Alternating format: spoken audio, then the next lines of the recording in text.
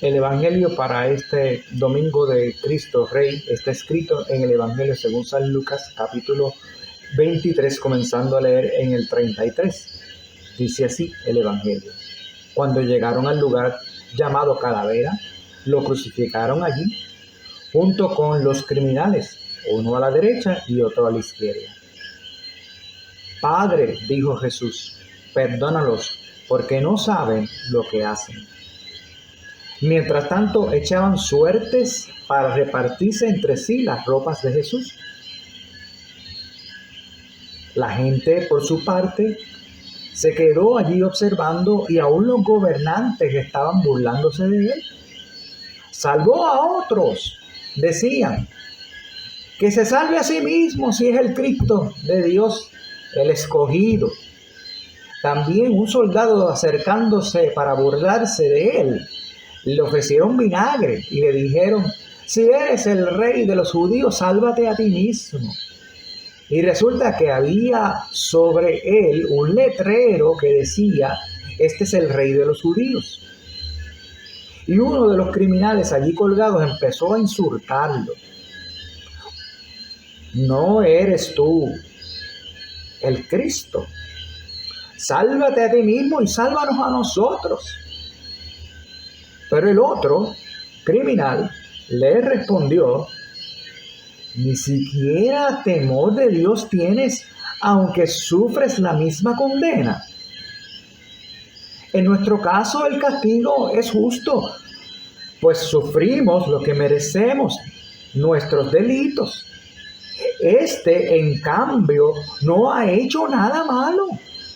Y luego dijo a Jesús: acuérdate de mí cuando vengas en tu reino. Te aseguro que hoy estarás conmigo en el paraíso, le contestó Jesús. Hasta aquí la lectura para este día. Alabanza sea a ti, oh Cristo. Amén.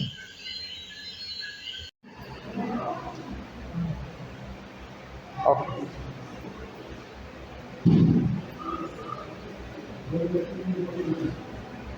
Gracias, Padre Dios, y de Jesucristo nuestro Señor y nuestro Salvador. Amén. Ya encontraba yo que esa lectura era muy larga y es que la había copiado 2 veces. Perdón. Bueno, aquí estamos celebrando este día, que es el último después de la Pentecostés y la Trinidad, que habla de Cristo Rey.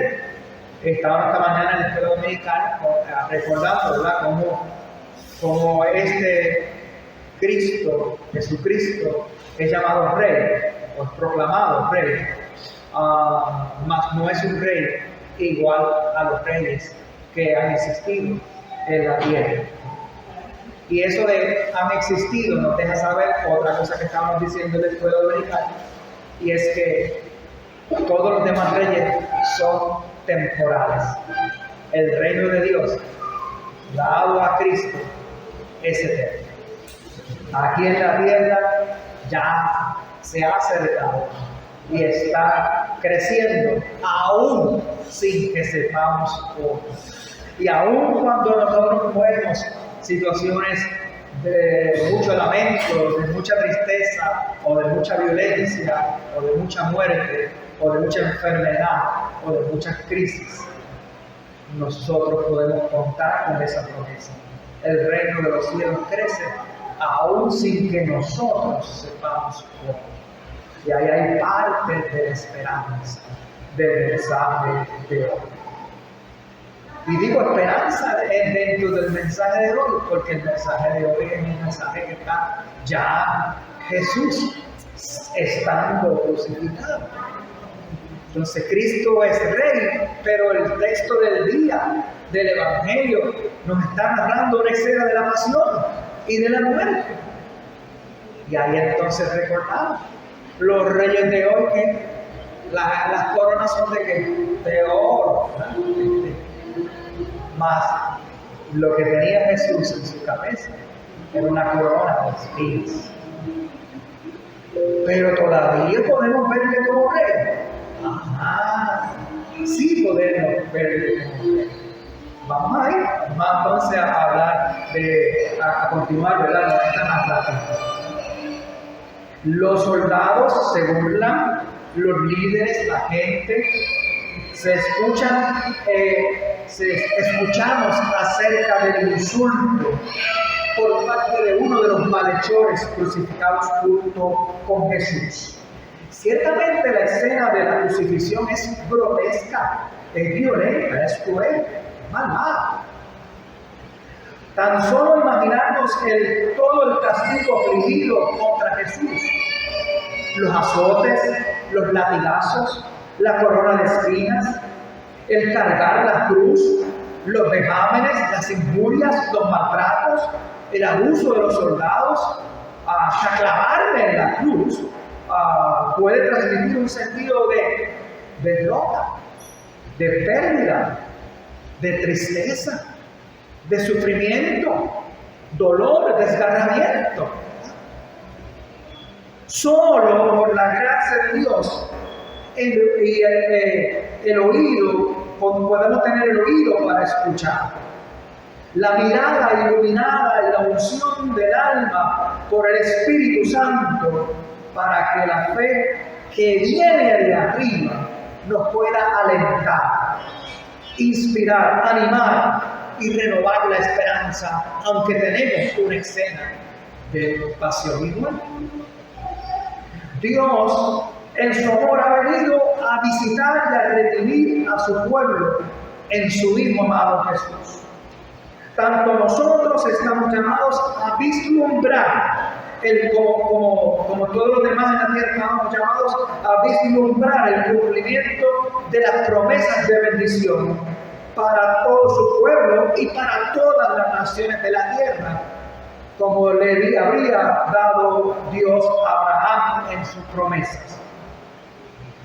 En el evento central de la historia de Jesucristo, su muerte redentora en la cruz, allí se da el cumplimiento de esa bendición a todas las naciones que se le había dado a Abraham.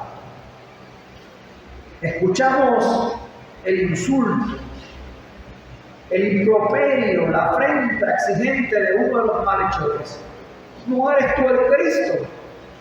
Sálvate a ti mismo y salvarnos a nosotros.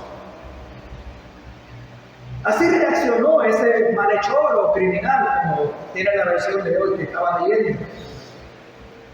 Él estaba ensimismado, estaba encerrado en su propia impotencia, su coraje. Es como un último grito desesperado.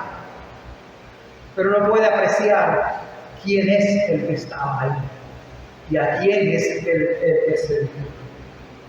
No hay respeto ni temor, no puede reconocer, no puede entender el tipo de Mesías que era Jesús, o que fue Jesús, o que es. Nuestra amada fallecida obispo, Margarita Martínez, había sido diagnosticada con cáncer terminal. No era ningún criminal, no era ninguna malvada, era un obispo. Se diagnosticó con un cáncer terminal. O sea, la antesala ya la veía en su mente. La antesala a la muerte ya le estaba dando, porque era cáncer, pero no era simplemente cáncer, era un cáncer terminal. Es trasladada a un hospital en Estados Unidos, le dan una segunda opinión y confirman lo que habían dicho en Puerto Rico. Era un cáncer terminal. En los Estados Unidos, ella, estando un día en el hospital, desesperada, ansiosa, quería ir a la capilla del hospital. El hospital había una capilla. El médico dijo: no estás preparada para levantarte, quédate en la cama. Después, cuando estés un poquito más preparada, pues entonces te llevamos a la capilla. El doctor dio la vuelta, ella se quitó las cosas que estaban ahí, se bajó, se puso en la silla de ruedas y se fue para allá, a la capilla. Eso no lo contó él. Cuando llega a la capilla, estaba sola, la capilla no había nadie. Y nos contó cómo en ese duelo que ella ya estaba viviendo, en la cercanía de su muerte, con cáncer terminal, empezó a cuestionar a Dios. Y decía que estaba cuestionando a Dios, que estaba, pero ¿por qué? Y todas las cosas que a veces nos suceden también a nosotros, y a veces no nos declaran una enfermedad terminal, y nos venimos y nos quejamos con Dios a veces. Los profetas en el Antiguo Testamento, vemos como muchos de ellos no era una situación necesariamente de muerte, pero habían sufrido por causa de proclamar la palabra de Dios, y van a donde Dios y se quejan delante de Dios, ¿verdad? Le cuestionan a Dios. Luego de ese lamento y de esas quejas que ella le dio a Dios en esa capilla, ¿verdad? Empieza a llorar profundamente, expresándole a Dios: Dios, perdóname por este saludo. Y él nos contaba eso, nosotros todavía a mí se le sale la lágrima, porque a mí se me salió la lágrima cuando ella nos estaba contando eso. Y le pidió a Dios entonces: dame fuerza, Señor, dame ánimo, dame aliento. Sé que es un diagnóstico terminal, pero dame serenidad, dame humildad, dame esperanza para superar esta etapa que me quede de vivir. Siendo viva como cualquiera de nosotros, estamos propensos. Nosotros también estamos propensos a, cuando recibimos o estamos en situaciones de extremo impacto para nuestras vidas, o situaciones de grandes retos, o situaciones amenazantes incluso de la vida, nos causan esa desesperación, ese sentido de impotencia, ese sentido de frustración.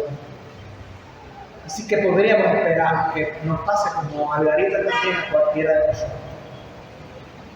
Pero lo importante es que después de la queja, como también pasaba con todos los profetas, cuando se quejaban a Dios, luego venía ese reconocimiento de Dios. Duró como 4 o 5 meses después de ese momento. Y todo el tiempo lo que estuvo pensando es, cada vez que se sentía mejor, iba incluso a la iglesia. Yo pude ser pastor de ella, porque estaba en la iglesia al lado de la casa de ella, Resurrección allá en Country Club. Así que tuve también el privilegio y el temor, porque tenía sentido grande de poder acompañarla como pastor a la que fue a quien fue el líder de la iglesia cuando yo era chiquitito, ¿no? Así que pues fue algo, wow, como que los papeles se cambiaron. En vez de ella pastorear a mí, yo pastoreaba a ella. Pero en esos 4 o 5 meses pudo vivir y dar ese testimonio. Incluso llamaba a Sosa, que fue que le pusieron como obispo temporero, lo que se nombraba ahora, y todavía le daba instrucciones.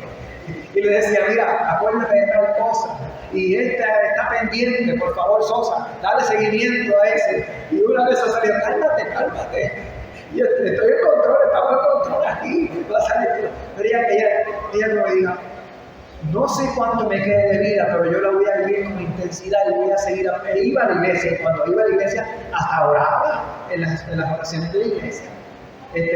Un día no llegó al púlpito, pero en la silla de ruedas nos dio un mensaje en la iglesia. O sea, entonces, no terminó. Ya cuando tenía algo que resolver, llamaba a la gente para que fueran a la casa.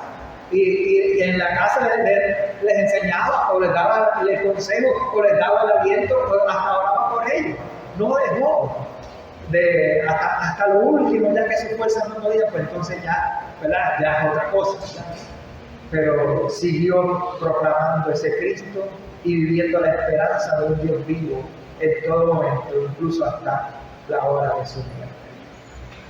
Fue tanta la el impacto de ella, que cuando llegó al hospital y estaba bastante grave,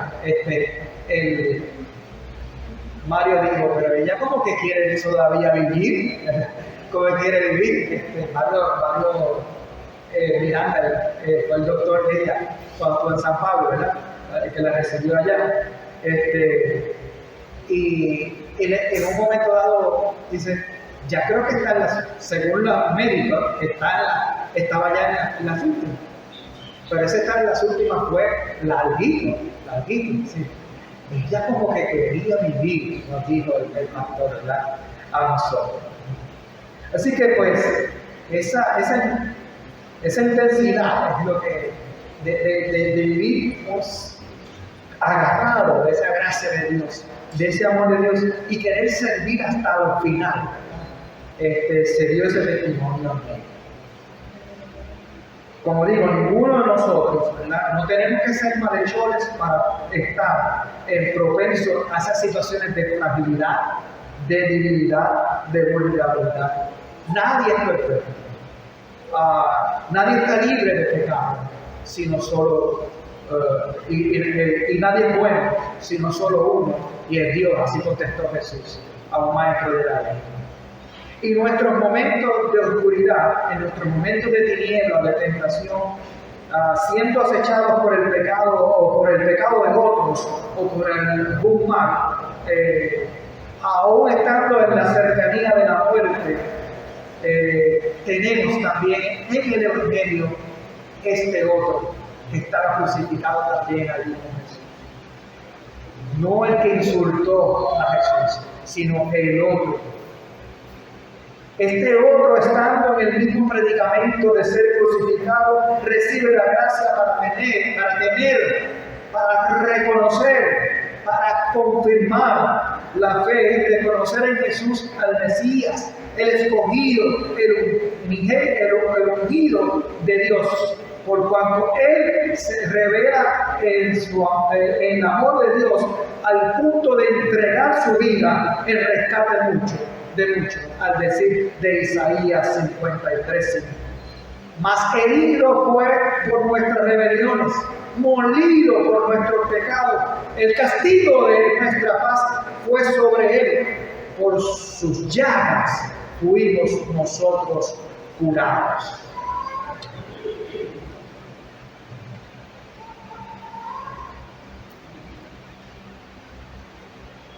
Recibiendo lo que merecemos por nuestra obra, decía él, pero nada malo ha hecho.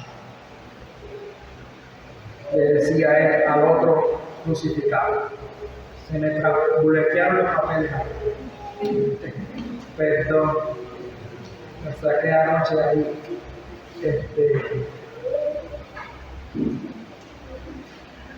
Acuérdate de mí cuando vengas en tu reino. El criminal pasa a ser creyente, hombre de fe en Jesús, aún cuando Jesús estaba muriendo. Él estaba consciente de que iba a morir el criminal, pero al mismo tiempo proclama la victoria de Jesús el Rey, quien también pasando por la muerte vendría nuevamente en la gloria del Padre Creador a culminar la promesa y la plenitud de su reino y de vida eterna. Por eso puede decir, acuérdate de mí cuando vengas en tu reino. Vivamos pidiéndole a Dios que aplique sobre nosotros las palabras de Jesús al decir, Padre, perdónalos porque no saben lo que hacen. Esa humildad, ese espíritu de contrición, esa acción de gracias que nos mantiene en comunión con Dios, sea también la fe que a la luz de Pablo a los Romanos 8, 38 a 39 nos sustenta Cuando el mismo también dice, nos sustente la convicción de que ni la muerte, ni la vida, ni los ángeles, ni los principados, ni los potestades, ni lo presente, ni lo porvenir, ni lo alto, ni lo profundo, ni ninguna otra cosa creada nos podrá separar del amor de Dios, que es en Cristo Jesús, nuestro Señor. Centremos nuestra fe en el Jesús de la cruz. El rey fue clavado en una cruz. Ese rey está a nuestro lado, sosteniéndonos en el don de la esperanza.